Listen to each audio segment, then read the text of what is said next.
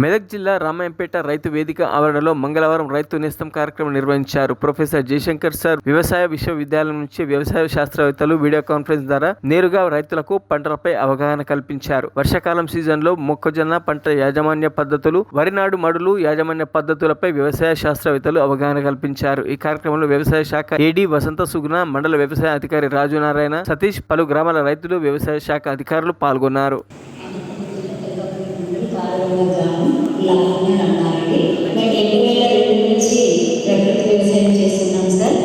ప్రకృతి వ్యవసాయం చేసినప్పుడు ఫస్ట్ హాఫ్ ఎకర్తో స్టార్ట్ చేసినాం. మాకు అనుభవాలు తెలియదు కదా, నుంచి హాఫ్ ఎకర్తో స్టార్ట్ చేసినాం. తర్వాత వరి సాగు. రైతు నేస్తం కార్యక్రమంలో భాగంగా వ్యవసాయ విశ్వవిద్యాలయం శాస్త్రవేత్తల సహకారంతో రాష్ట్ర వ్యవసాయ శాఖ ప్రతి మంగళవారం రోజు రైతులకు నేరుగా శాస్త్రవేత్తలతో ముఖాముఖి కార్యక్రమం వీడియో కాన్ఫరెన్స్ ద్వారా నిర్వహిస్తుంది. అందులో భాగంగా ఈరోజు రామాయంపేట రైతు వేదిక నందు రైతులకు అవగాహన కల్పించడం జరిగింది.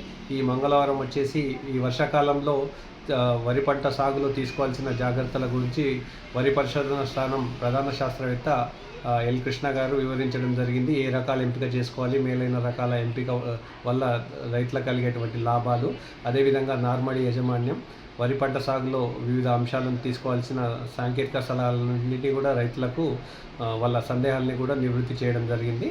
తర్వాత మనకు Indian council of agriculture research చేత అవార్డు పొందినటువంటి ఉత్తమ మహిళా రైతు నాగర్ కర్నూలుకు చెందినటువంటి లావణ్య గారు సేంద్రియ పద్ధతిలో వరి పంట సాగు చేసి వచ్చిన వడ్ల ద్వారా బియ్యం చేసి రైతులకు నేరుగా వినియోగదారులకు మార్కెటింగ్ చేయడం ద్వారా అధిక ఆదాయం పొందేటువంటి ఆమె విజయగాథను మిగతా రైతులందరితో కూడా పంచుకోవడం జరిగింది.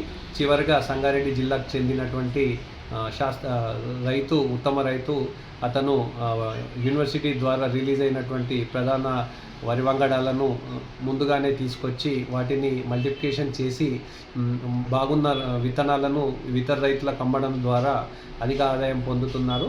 అతని ఏ విధంగా ఈ పద్ధతిని పొందుతున్నాడనే అంశాల గురించి కూడా ఇతర రైతులకు వివరించడం జరిగింది.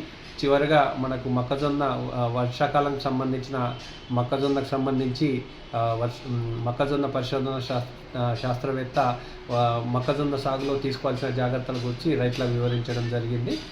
ఈ సందర్భంగా రాష్ట్ర వ్యవసాయ శాఖ డైరెక్టర్ గారు మాట్లాడుతూ ఈ రైతు నేస్తం కార్యక్రమాన్ని రైతులందరూ సద్వినియోగం చేసుకోవాలని, ఇప్పుడు కేవలం జిల్లాకు 3 నుంచి 4 మాత్రమే ఈ వీడియో కాన్ఫరెన్స్ విధానం ఉండేదని, ఇప్పుడు ప్రతి మండలానికి కూడా వీడియో కాన్ఫరెన్స్ ఏర్పాటు చేయడానికి ప్రయత్నాలు జరుగుతున్నాయని, కాబట్టి రైతులందరూ కూడా వ్యవసాయానికి సంబంధించిన సాంకేతిక సలహాలన్నింటినీ కూడా ఈ రైతు నేస్తం కార్యక్రమం ద్వారా పొందాల్సిందిగా సూచించడం జరిగింది. ఈ రామాయంపేట రైతు వేదిక నందు నిర్వహించినటువంటి ఈ కార్యక్రమానికి వ్యవసాయ సహాయ సంచాలకులు శ్రీమతి వసంత సుగుణ మరియు మండల మరిన్ని అప్డేట్స్ కోసం మా ఛానల్ని సబ్స్క్రైబ్ చేయండి.